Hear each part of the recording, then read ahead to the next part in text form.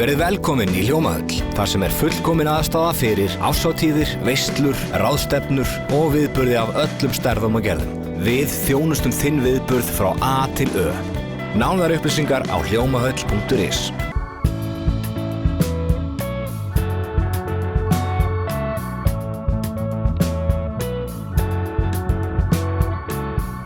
Komið sæl og verið velkomin í sjónvarp Víkurfrétta. Við skoðum elsta uppistandandi skólahús í Vogum, förum í hellaljósmyndaferð, kynnumst ræðuskorungum, heyrum í raftónlistarmanni, tökum þátt í starfshlaupi Fjölbrautaskóla Suðurnesja, förum á Íslandsmót í taekwondo og gerum holt bránís. Þetta með það sem við gerum í þessum klukkustundalanga þætti að sjónvarpi Víkurfrétta. Þá förum við einnig á menningarviku í Grindavík, en við byrjum á Vatnsleysuströnd.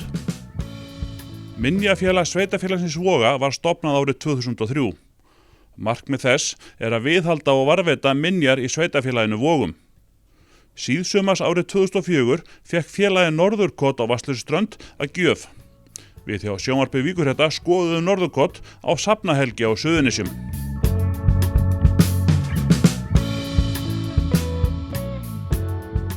Norðurkot var byggt árið 1903 og hefur mikið menningarsögulegt gildi í sveitarfélaginu, en að ræða elsta uppistandandi skólahús þess.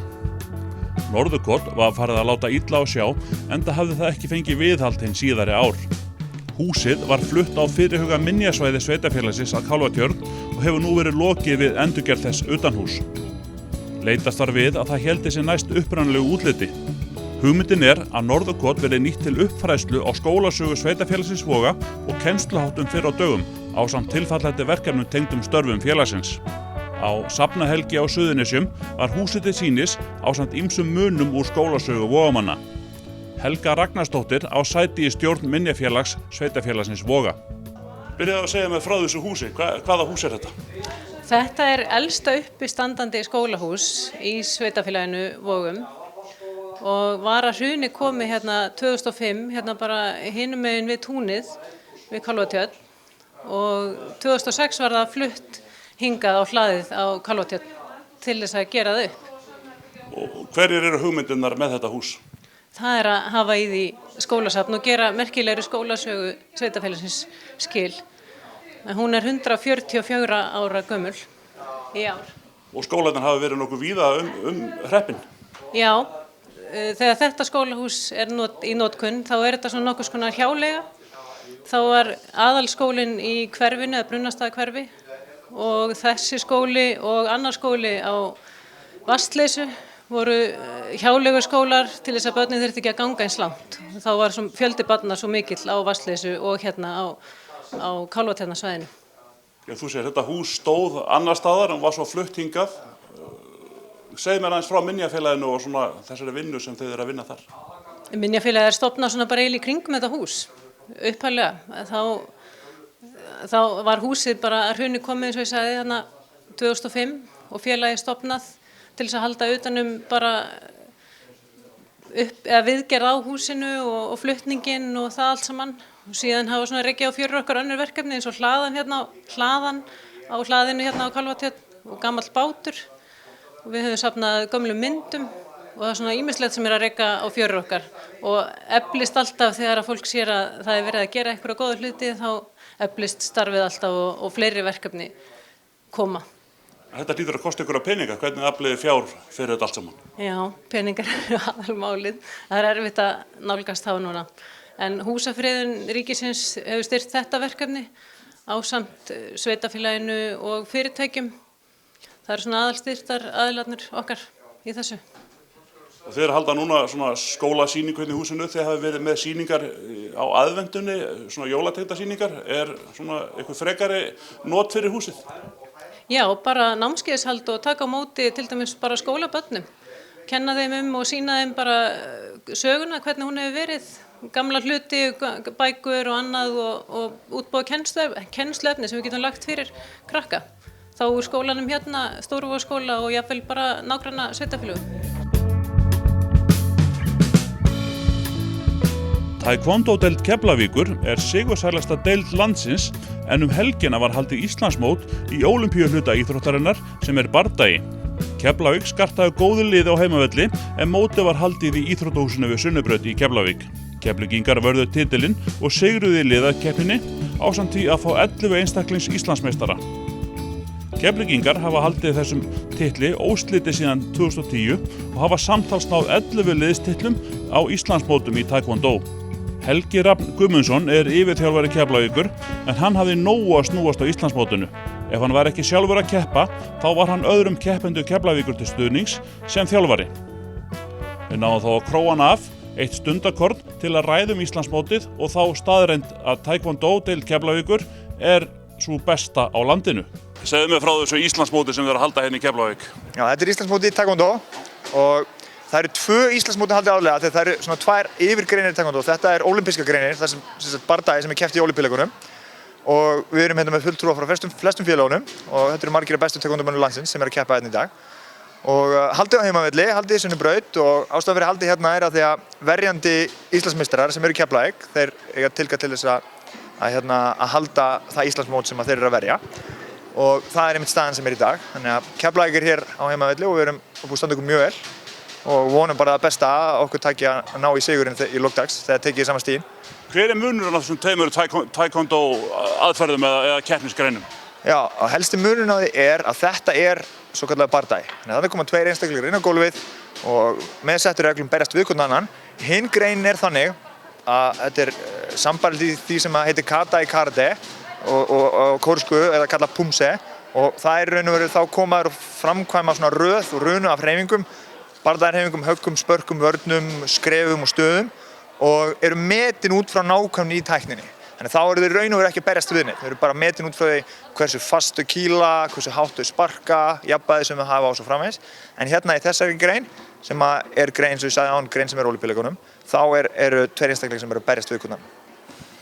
Segðu mér aðeins frá Taekwondo lífinu hérna í Reykjanesbæ. Þetta er ekki bara mekka Taekwondo í Íslandi? Undanfarin ár hefur þetta verið með sterkustu deildunum og bara árangursríkustu deildunum á Íslandi síðastliðin svona 6-7 árin eitthvað slíkt og hérna bara sem dæmi þá erum við að verja þennan titil núna í 7. árið í röð og sem sagt 8. titilin þá ef við náum því vonandi tekst okkur það í dag. Hvernig er þetta dæmt? Ég sé að þegar notið tæknina, það leið og sparkað í brynjur þá gerist eitthvað á tölvuskjá. Já, þetta er þannig að báðir keppendurnir eru í svona brynjum og annaðhvort rauður eða blár og inn í brynjuna er svo settur svona Bluetooth sendir og það eru segulnemar á brynjunni og sendirinn sendir upplýsingar í tölvuna. Það er tölva sem fylgir út kerfunum sem þarf til þess að keyra á móti hversu fast keppendurnir sparka og keppendurnir eru líka í svona hlífum á fótunum þannig að þegar það snertir brynjuna þá nemur hún þyngdina á högginu og þetta er leiðin sem að þeir fóru við það að útrýma svona hlutlægni og þetta er líklegasta leiðin til að ná réttum úrslitum. Því að núna eru að treysta á kerfið en í staðinn fyrir augu dómarans. Og þannig að ef þeir ná þéttri snertingu og það er bara miðað við þyngdarflokk hvers og eins og kvenna og aldursflokk og svo þá eru bara ákveðin þröskuldur sem þau þurfa að sparka yfir. Tölvan nemur það og við sjáum það öll, þetta er mjög gegnsætt og þetta er mjög sanngjarnt þannig að maður sér stigin koma leið og þau eru og ef að höggið var ekki nógu fast þá sést það líka á skjánum hversu fast það var. Og þess vegna er greinin núna felst líka mikið í því að reyna að verja brynjuna og sama á við hjálmana. Í hjálmunum eru líka skynjarar og nema ákveðna snertingu sem fer eftir höggþyngd í hverjum þyngdarflokk fyrir sig. Hvernig eru flokkarnir í þessu? Það eru bara krakkar frá hvaða aldri að stunda þetta? Já, það eru aldursflokkar og eins og Íslandsmótunum þá er þetta bara það sem er kallað kadett sem er 12 ára á árinu og eldri sem mega taka það. Og þannig að svo er þetta skipti í nokkar aldursflokka og þyngdarflokka. Er fólk eitthvað meiðast í þessu? Maður heyrir það er svona stundum verið að kjökra hérna aðeins? Já, það kemur alveg fyrir en þetta er ekki há meiðslantíðni. Það er mjög mikið af hlífum og hlífarnar ná að verja flest höggin og eins og segir maður er með brynju á líkamanum, maður er með hlífar á höndunum og hjálminum, með hjálm og annað slíkt og þannig að það er alls ekkert há meiðslantíðni í þessu, sérstaklega þegar komin í lengra komna. Segðu mér aðeins frá þér hérna í dag. Þú varst að berast einhvern Björn á hann sem var bara sannkallaður Björn. Já, þetta er Björn Þorleifsson, hann er fyrrverandi atvinnumaður og þetta er bara besti taekwondo-maður sem Ísland hefur getið af sér og búinn að vera í þessu í tugir ára núna, hann er búinn heil lengi og bara okkar allar besti keppandi fyrr og síðar og ég hef nú ekki tölað hvað ég er búinn að keppa hann oft núna, ég er búinn að keppa hann í meir en 10 ár og mér er aldrei tekist að vinna hann og hann er bara ekkert síður núna heldur en hann var þegar ég keppti hann fyrst.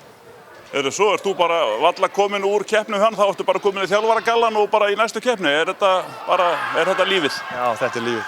Maður tekur þátt núna, hafa gaman og stíða í liðið sitt og sýna góðan anda og svona.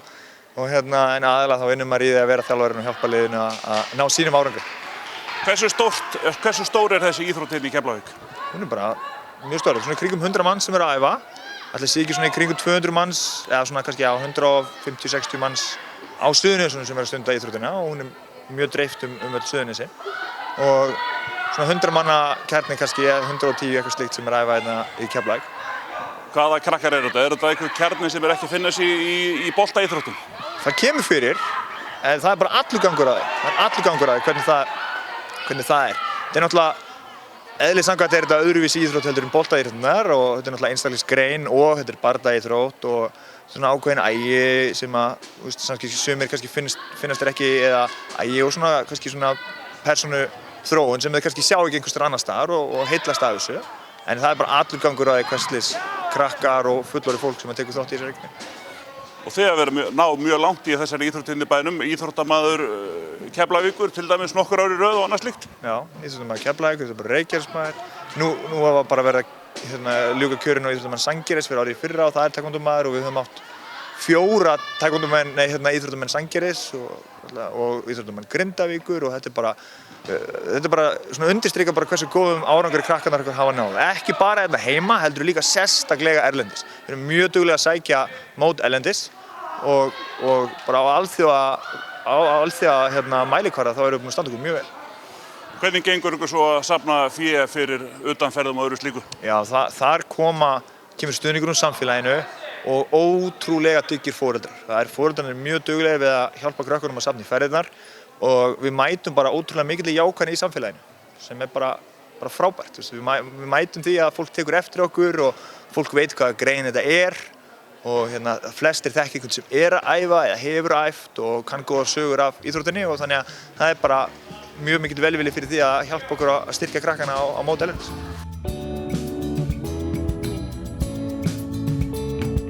Styðjum öflugt atvinnulíf, menningu, mannlíf og íþróttir á Suðurnesjum.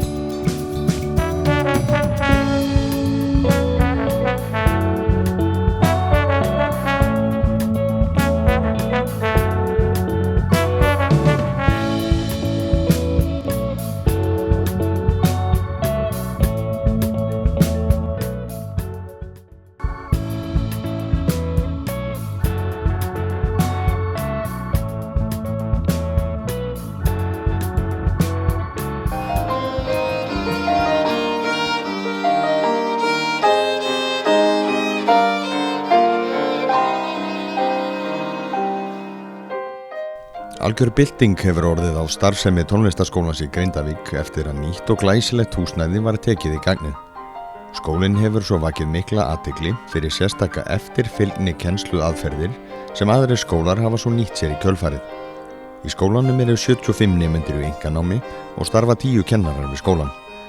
Starfsemin er umfangsmikil og tengingin við grunnskólan og samfélagið í heild er mikil. Fyrst langum við kannski að spyrja því svona, hvernig hefur starfsemin í nýju húsakynnunum gengið fyrir sig? Nú har bara gengið mjög vel. Þetta er algjör bylting að vera komin í nýtt húsnæði. Við fluttum inn í fyrra haust og öll aðstaða hefur batnað náttúrulega verulega og hljóðfarakostur. Þegar við fluttum í nýja húsnæði þá var gert vel við okkur, bæði innbúi og hljóðfærum og tækjabúnaði. Var orðin svolítið þörf á þessu? Þið færuðu ykkur svona glæsilegt og betra og stærra húsnæði? Já, það var orðin mikil þörf. Við vorum búin að vera í sama húsinu sem var eiginlega bara íbúðarhúsnæði, fjölda áratugi og svo var alltaf verið að bíða eftir nýjum húsakosti og svo fluttum við þetta glæsilega húsnæði. Hér er til dæmis fullkomið stúdíó á bakvið, þar sem við erum með tölvur. Hefur þetta breytt einhverju fyrir krakkana? Finnið mun á nemendunum eftir að húsnæðið er orðið svona gott? Já, með breyttu húsnæði og hljóðfarakosturinn og svo bara rýmið, það er hægt að gera svo miklu meira þegar þú hefur úr meira að spila. Þannig að þetta er allt annað líf. Hvernig starfsemi hjá okkur? Hvað eru þið mörg sem eru hérna í skólanum? Sko, við erum með 10 kennara í 8 stöðugildum og svo eru 75 nemendur í einkanámi. Svo sjáum við forskólakennslu í 1. til 3. bekk, 4. og 5. fá hljóðfærakennslu í hópatímum. Síðan erum við val í 8. til 10. bekk, þannig að það er gríðarlegu fjöldi sem kemur þetta í gegn og það er kór og það er alltaf 320 nemendur sem að fara hérna í gegnum skólan.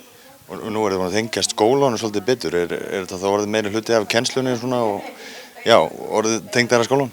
Já, en við höfum alltaf verið í mjög góðu samstarfi við skólan. Það hefur verið mikið nánd. Og svo vinnum við náið líka með leikskólanum hérna. Þeir komu í heimsókn til þessar ári og við förum á höldum tómfundi. Við einnig með elliheimilið. Förum þangað á höldum tómfundi fyrir eldri borgara. Og ef það er einhverjar uppákomur hjá bænum, þá förum við gjarnan þangað líka. Hvernig er tónlistarlífið annars í Grindavík? Er gróska í Grindavík? Það er mikil gróska.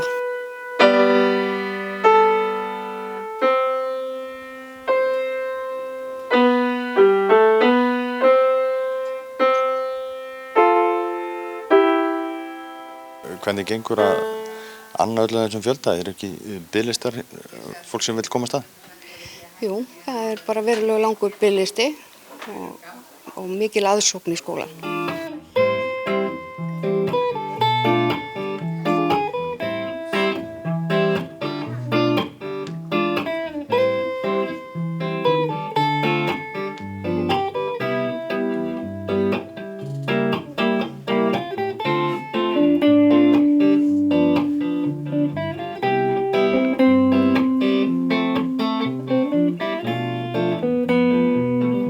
Hvað er svona vinsælast hjá okkur? Í hvað sækja nemendur helst?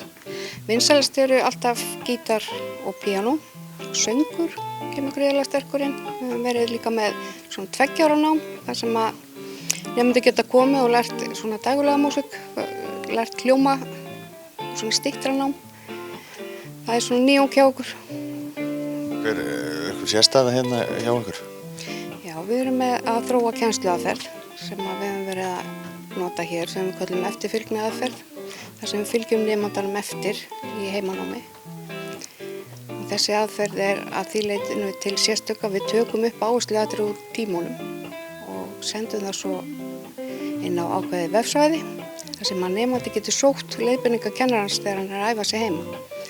Þannig að við teljum að með þeirri eftirfylgni þá getum við svona fylgt nemandanum betur eftir og haldið betur utan um það. Þetta er svona neitt svona spegluð kennsla svolítið?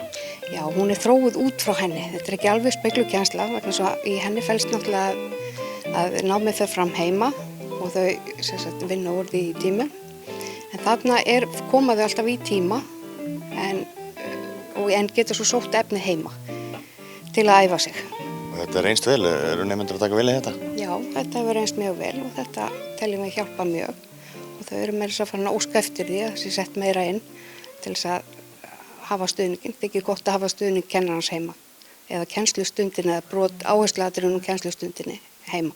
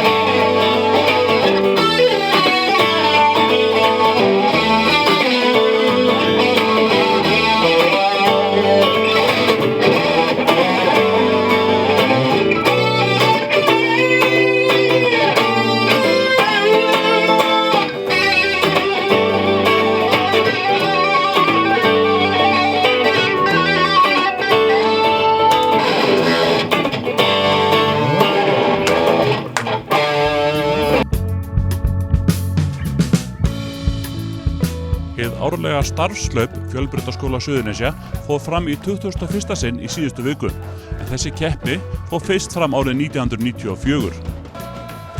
Fyrir þá sem ekki þekkja starfslaupið, þá reyna nemendur með sér í nokkurs konar boðhlaupi þar sem kepptir í flestum þeim námsgreinum sem kenndar eru við skólan, auk ýmiss konar þrauta. Að þessu sinni kepptu 5 lið í hlaupinu, en í hverju liði eru nokkru tugir keppenda. Fyrir hverju liði fara svo nokkrir fyrirliðar sem koma úr hópi væntanlegra útskriftarnemenda skólans. Þó starfslaupið fari alltaf fram síðasta kennsludag fyrir páska, er það farið að hafa nokkurn aðdraganda. Í ár var nokkrum sinnum keppt á sal skólans í hádeginu síðustu vikurnar fyrir keppnina sjálfa. Þar var meðal annars keppt í spurningakeppni, þrautakeppni, bekkpressu og singstar.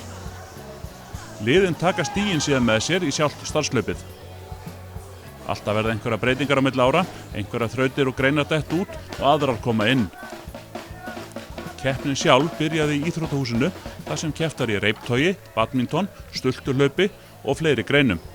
Síðan var synt, hjólað og hlaupið, en að því loknu þeystu keppendur inn í skólan þar sem liðin hlupu á milli kennslustofa og leystu verkefni auk þess að leysa ýmsa þrautir á göngunum. Keppnin endaði síðan á sal þar sem liðin dönsuðu, léku og fleira. Eins og áður sagði var keppni mjög jöfn að þessu sinni sem reyndar hefur verið raunin undanfarin ár. Að lokum fór svo að græna liði vann en gula liði fylgdi rétt á eftir og hin liðin voru ekki langt undan. Það var því græna liði sem hlaut starfslaupabikarinn og pizzaveislu í verðlaun. Umsjónamenn starfslaupsins eru íþróttakennararnir Kristjana Hildur Gunnarsdóttir og Andrés Þórarinn Eyjólfsson. Við ræddum við Kristjánu eða Kitty á meðan starfslaupinu stóð. Segðu mér frá starfslaupinu, hvað er þetta? Þetta er einn af hápunktunum í skólastarfinu, EFS. Ótrúlega skemmtilegt, það sem er að keppa í nánast öllum greinum í skólanum. Þetta er alveg yfir, ég held að sé örugglega yfir 60 greinar eða svo. Allt frá því að vera að keppa í smíði og dönsku og dansi og fatahönnun og hnútagerð og ég veit ekki hvað og hvað. En gríðarlega skemmtilegt. Það sem er að keppa á milli, þetta eru 5 lið og nemendurnir safna sér saman í lið. Og bara, já, virkilega skemmtilegt. Eru allir nemendur að taka þátt í þessu? Rosalega margir, þau eiga að vera öll að taka þátt í því, þannig að þau eru skrá sig á netinu í liðin, velja sig hvaða lið þau fylgja. Og þetta er búið að standa yfir núna keppnin í 4 vikur, það er svona forkeppnir, ein keppni í hverju viku. Og þannig að það er búið svona forstartað og kynda undir og allt það. Og ég allavega held að ef þau eru ekki að mæta í dag þá eru það að missa miklu, það er klárlega þannig. Og hvað, það verða síðan einhver úrslit og verðlaun? Það er úrslit, það er pítsuveisla fyrir liðið, þannig að appelsíngulir hafa unnið í síðastliðin 4 ár, gulir árunni þar á undan og við erum með 5 gríðarlega sterk lið og það er mjótt á munum, fyrstu tölur er að fara að koma í hús, þannig að við sjáum hvernig staða verður eftir smá tíma. Eru sömu nemendur að skipa sömu liðin ár eftir ár? Er þetta svona kannski bara að ganga alla skólagönguna? Nei, það er kannski ekki alveg þannig, en þetta er svolítið, litirnir virðast stundum halda svolítið við bæjarfélögin að einhverju leyti, þar að segja gulir eru oft Grindavíkurliðið, grænir eru oft Njarðvík, appelsíngulir hafa loða við Keflavík og svo hafa hinir verið svona svolítið blandaðir. En núna erum við reyndar að sjá skemmtilegt fyrsta og við erum að sjá harða Njarðvíkinga vera kannski í einhverjum af erkifjandaliðunum eða þannig. En allavega það er svona eitthvað breyting í gangi, við tókum eftir því í morgun. Og hvað er þetta að gefa ykkur? Bara hrikalega gaman og við fyrir öll glöð og sátt inn í páskafríð og gerir góðan svona, hvað ég segja, já, bara starfsanda og bara flottan anda.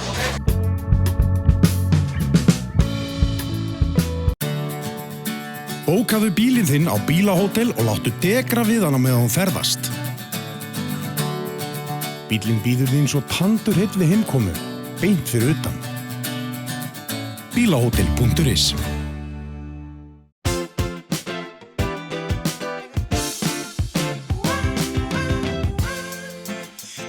Byrjaðu fríið fyrr og njóttu lífsins. Keflavíkurflugvöllur.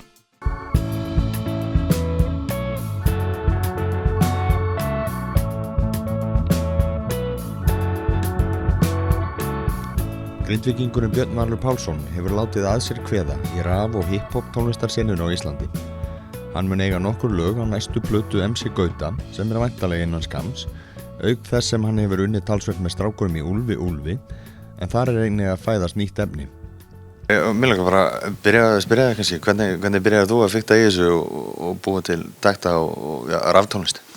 Það byrjaði allt bara að ég var mikið að DJ og var að DJ með þessu strákum, Úlfur og MC Gauta þessu strákum og spila mikið á Prikinu og svona og langaði að fara að spila mína eigin tónlist líka sko. Þannig að byrjaði ég eitthvað að leika mér í forritum eins og FL Studio og Ableton og þannig byrjaði bara áhuginn eftir ég fór að kynnast þessu, hvernig þetta virkaði allt sko. Hversu easy það væri að gera beats heim hjá sig sko. Ekkert mál að byrja? Þarf maður bara basically í tölvu og eitthvað forrit og afstæða? Reyndar þetta dálítið dýrt sko, sumt sko, forrit og svona, en það með internetinu það alltaf hægt að fá svona trials og svona. En þetta voðalega basic að þú dýfir hún í þetta sko. Svona að byrja, en leið að þú ert komin eitthvað áfram og svona, þá fer að læra meira hluti, svona mixing og svona, þá fer þetta að vera pínu frustrating, svona pirrandi sko. Þú vildi koma að staði hversu auðvelt væri að búa til takta, hversu auðvelt það? Þetta ekki bara einhverju nokkrar trommur og þetta meira bakveð? Kannski ekki beint auðvelt, en það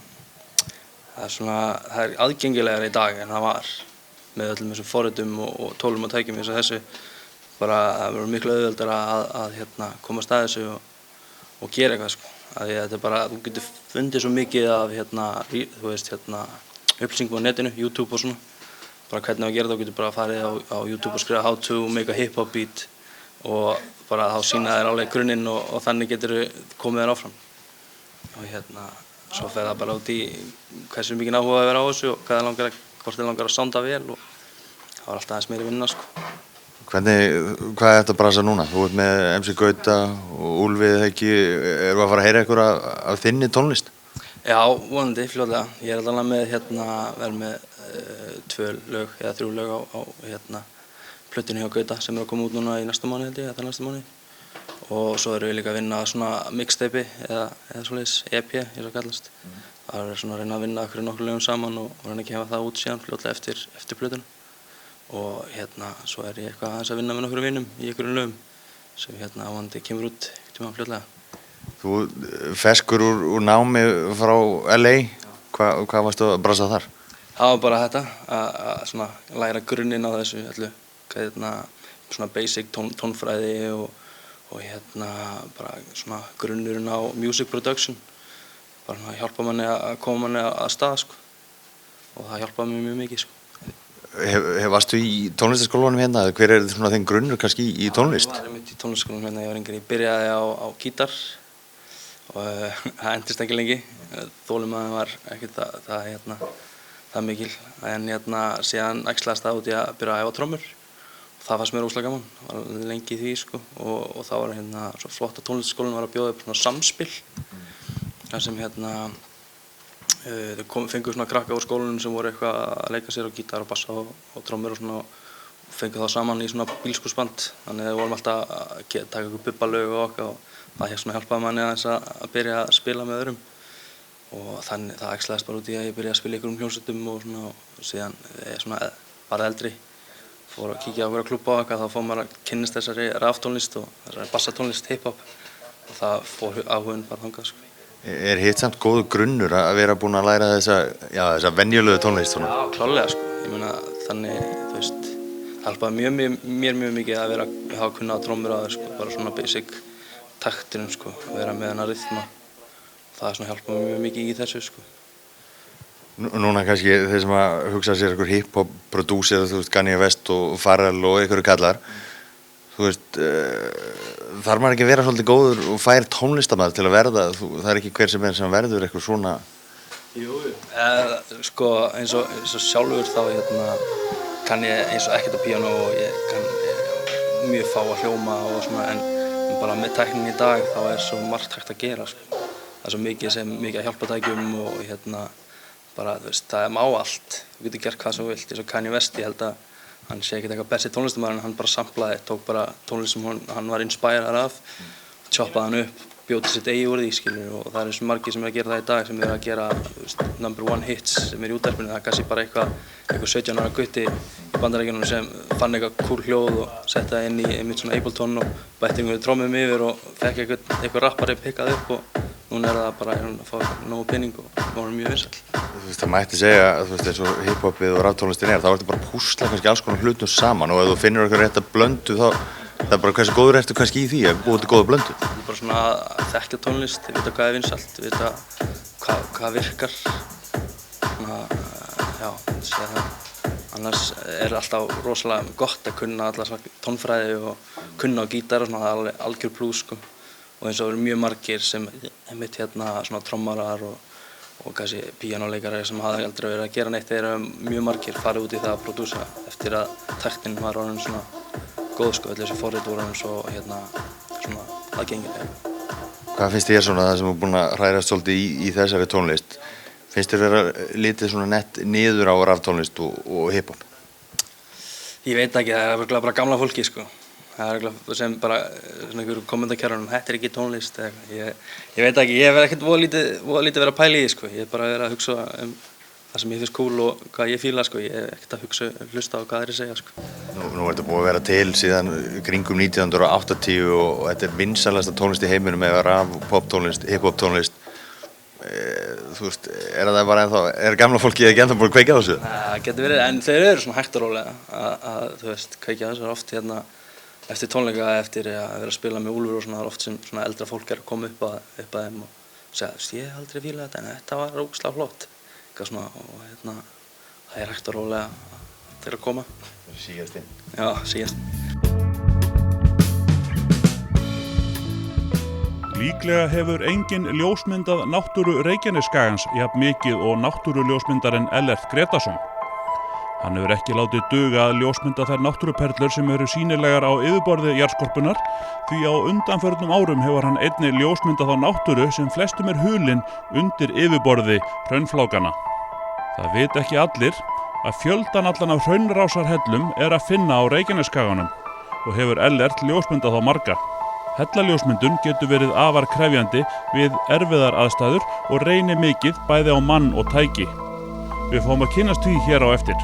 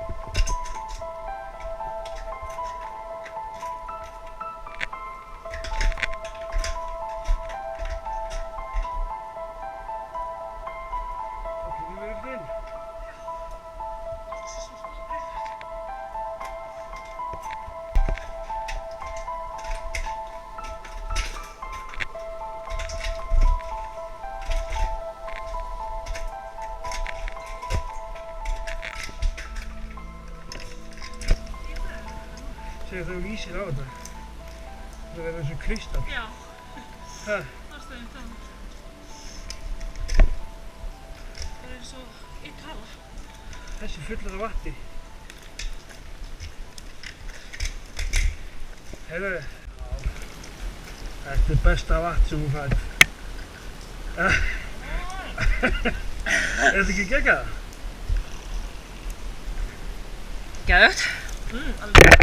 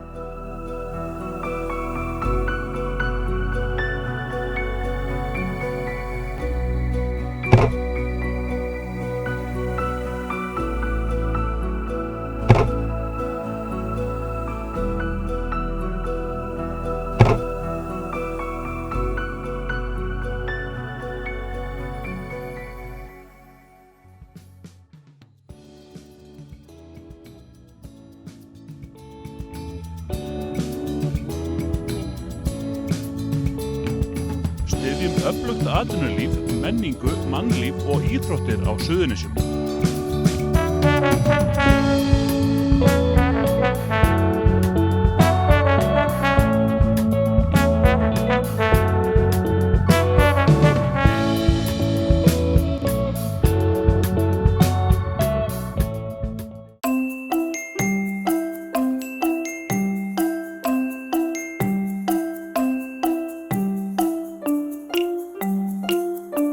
Kominn tími á tiltekt.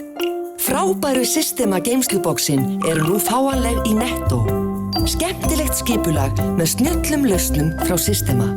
Netto. Kræsingar og kostakjör.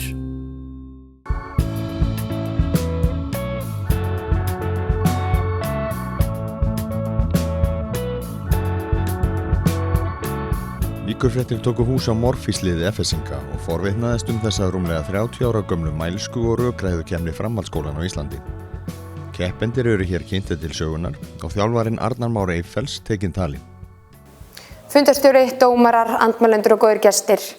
Hvað myndi eiginlega gerast ef hugmyndafræði FSU hér í kvöld yrði að veruleika í hinu dagsdaglega lífi? Hugsum okkur drauma heim Selfyssinga og þá er ég ekki að tala ljósabekkjarchill með skímó í headsetinu. Í þessum heimi væri bara einhver standard þvinguð hamingja ákvörðuð sem þyrfti að ganga yfir eitt og alla. Það væri engin raunveruleg hamingja þar sem hún væri á kostnað frelsis okkar og við hefðum ekkert val. Hvernig kom það til á sínum tíma að þú fórst í Morfís? Hvað er svona spennandi við þetta? Sko, Sigfús, sem að keppti í úrslitum árið áður, var við erum félagar eftir ég byrjaði í skólanum og hann hvatti mig til að mæta því hann hafði séð mig í leikhúsinu eitthvað örlítið og svo náttúrulega hafði ég líka bara áhuga á rökræðum sem slíkum, þannig að þetta var bara hinn fullkomnum vettvangur held ég fyrir mig, sko. Hvernig finnst þér Morfís hafa þróast undanfarin ár í FS? Hvernig er Morfís kúltúrin svona orðinu sem má segja? Sko, kúltúrin sem slíkur hefur alveg að minnstakosti í ár og í fyrra þá hefur hann tekið alveg stakkaskiptum. Það er búið að vera miklu meiri stemming fyrir þessu og við höfum verið meira þétt og öflugt lið þannig að sjálfsögðu hefur kúltúrin sem slíkur alveg orðið sterkari sko. En eins og þegar ég var þá var þetta svona frekar, það var svona pínu, kom pínu dampur í þetta eftir að við fórum hann í úrslitin. Þannig að en eins og segja núna það er þetta bara í fullu uppsvingi og allt að gerast sko. Ingibjörg Ýr Smáradóttir og ég er liðsstjóri. Liðsstjóri stýrir liðinu upp á sviði, sér svörin, svarar ræðum andmælenda og já, það er bara mitt hlutverk alla keppnisvikuna að skrifa svörin, tilbúin svör sem gæti hugsanlega komið á keppni og upp á sviði í keppninni sjálfri. Asrat Sirnats og ég er meðmælandi. Meðmælandi er í rauninni ekki með neitt ákveðið hlutverk eins og frumælandi eða liðsstjóri. Heldur er meðmælandi bara ræðumaður númer 2 sem kemur fram hjá liði og hann í rauninni bara flytur ræðuna sína og það bara flytur hana bara mjög vel. Það er ekkert neitt sérstakt hlutverk sem er fyrir meðmælanda. Það er bara að vera ræðumaður. Hvað gerir þjálfarinn? Hann sér að útbúa efni, ræður og svör í samvinnu við ræðumenn og skrifa svolítið svona eftir þeirra stíl og hvernig þær beita sér, að þau beita sér í pontu og annað.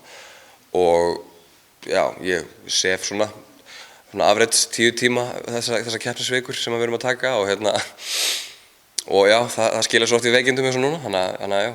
Á hverju er verið að leggja þetta á sig? Bara, þetta er ógeðslega gaman sko, þetta er bara sjúklega mikil stemming og það er alltaf gaman að vinna. Hvað drífur áfram? Er þetta rosalega mikið keppnisskap? Er þetta bara eins og einhver íþrótt í rauninni? Þetta er bara, ég var í íþróttum alveg frá að ég var 5 ára, þetta er bara nákvæmlega sama dæmi. Þetta er liðsport og maður stillir bara upp öflugasta liðinu hverju sinni til þess að vinna og það keyrir mann rosalega mikið áfram sko. Þannig að eins og sé, þetta er bara sport eins og hvað annað sko. Já, það gleymist kannski í því að þetta er þessi liðsheild. Hversu mikilvæg er liðsheildin sem slík? Sko, hún er náttúrulega gríðarlega mikilvæg og eins og ég segi, maður skiptir út og stillir upp því liði sem maður telur að hendi best við hvern keppinu til sig. Sólborg Guðbjörnsdóttir og ég er stuðningsmaður og í þessari keppni er ég stuðningsmaður meðmælanda.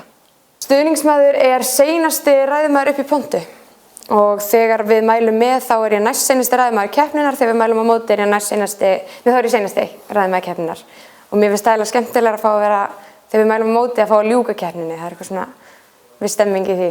Mér finnst rosalega gaman að koma fram á sviði Ég hef verið að syngja sinni var lítil og verið í leikritum og alls konar svoleiðis. Mér finnst rosalega gaman að rökræða, þannig ég held bara að þetta verið tilvæli og ég var beðin að taka þátt í fyrra, þetta annað árið mitt í röð og ég er bara rosalega gaman á þessu, þetta eitt af skemmtilegasta sem ég geri. Dæmigerð Murphys-vika í rauninni að þú byrjar bara á samningsviðræðum og þær eru geta verið 2 klukktímar og eins og núna þá eru 2 sólarhringar, ekki 2 klukktímar. Og þá erum við í rauninni bara að diskutera eitthvað ákveðið umræðefni, svo þegar það komið þá er þetta rauninni bara heil vika af sorpfæði, hanga í tölvu og helst orkudrykkja neysla. Þannig að hún rauninni gengur ekkert út á annað en það að ræða ræðurnar sínar og koma alltaf með nýja vinkla á umræðefni. Ég byrjaði að fylgjast með Murphys þegar FS komst í úrslit 2009 og keppti síðan í svona grunnskólaræðukeppni og þar kviknaði svolítið áhuginn fyrir þessu en svo lét ég ekkert að ég verða fyrir 5 árum seinna. Og já, bara ég hef gaman að þessu og mikið í að rífast.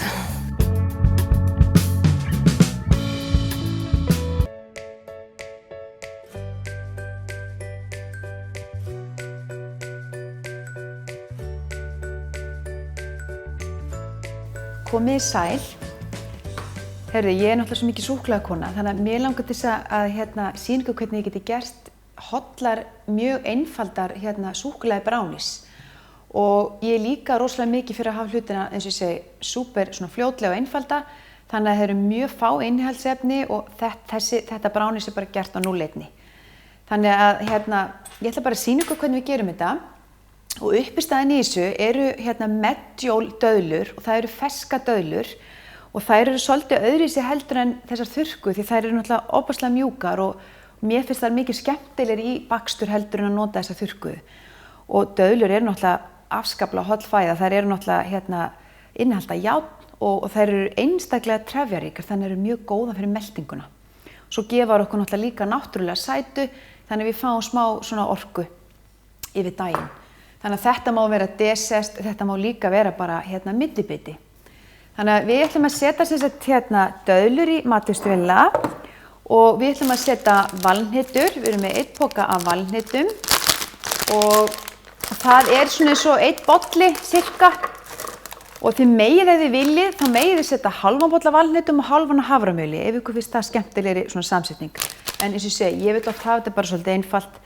Og svo það bara döðlurnar og það eru 15 stykki af medjól döðlum.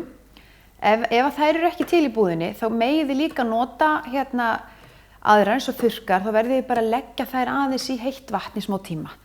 Þá mýkjast þær. Þannig að það má vel nota það.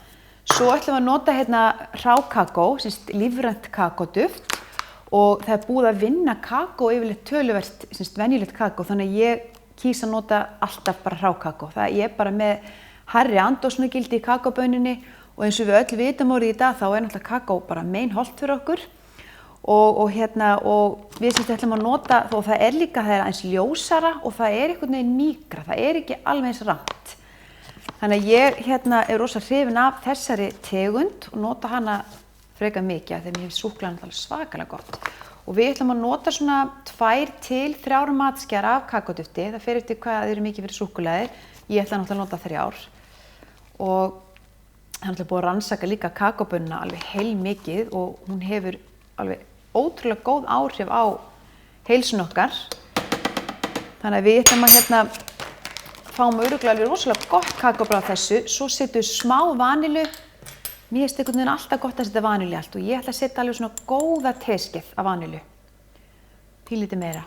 Þetta er náttúrulega lífræn vaníla og ég er eiginlega bara löngu hætt að nota þessa gömlu vaníludropa því að mér finnst bara, þegar maður er með svona rosalega flott gæða vanílu, þá kemur einhvern veginn allt annað bragð. Það er einhvern veginn léttara og ferskara og svona meiri alvöru vanílubragð. Og svo ætla ég að setja bara pínlítið himalega salt, bara örlítið, bara svona það dregur aðeins svona bragðið fram svolítið í kökunum. Heyrðu, og svo náttúrulega setjum við bara tryllitæki af stað og við ætlum að hræra þangað til við náum þessu bara í svona 1 góðan svona klump og þá setjum við þetta í form. Þannig að nú er bara að skvetta þessu öllu saman.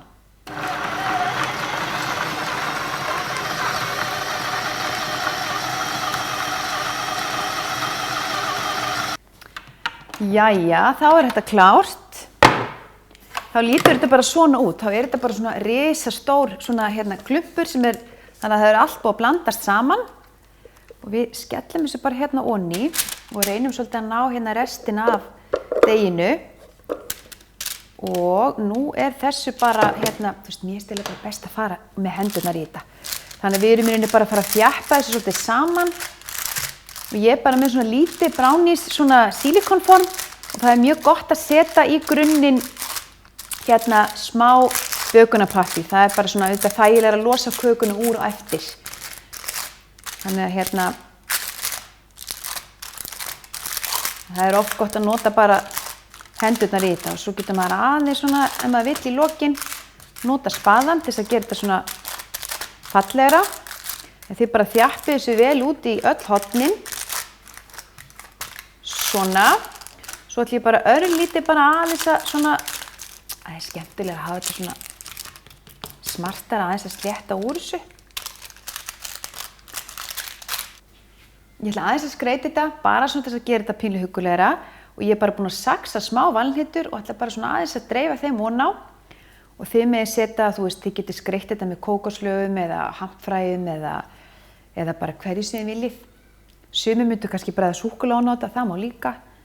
Þannig að þetta bara tilbúið svona. Og svo þetta bara sett inn í kæli í nokkra klukkutíma til þess að kakan fá aðeins að taka sig og þetta fær aðeins að blanda saman. Og þá bara skera þetta í fallega góða bita. Og þá endum við bara með svona flotta browniesbita.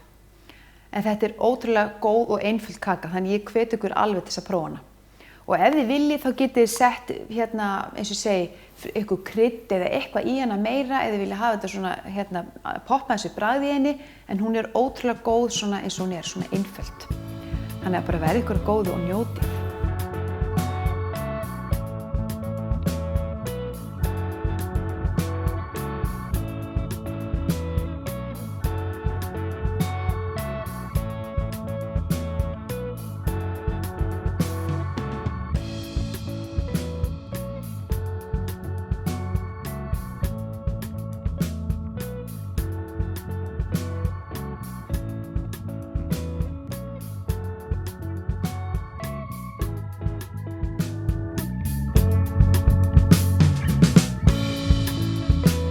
Þökkum fyrir áhorfið, minnum við á aðra miðla Víkurfrétta, vikulegt fréttablað sem dreift ókeypis inn á öll heimili og fyrirtæki á Suðurnesjum, Víkurfréttavefinn vaff.is og fyrir kylfingana þá erum við með vefsíðuna kylfingur.is.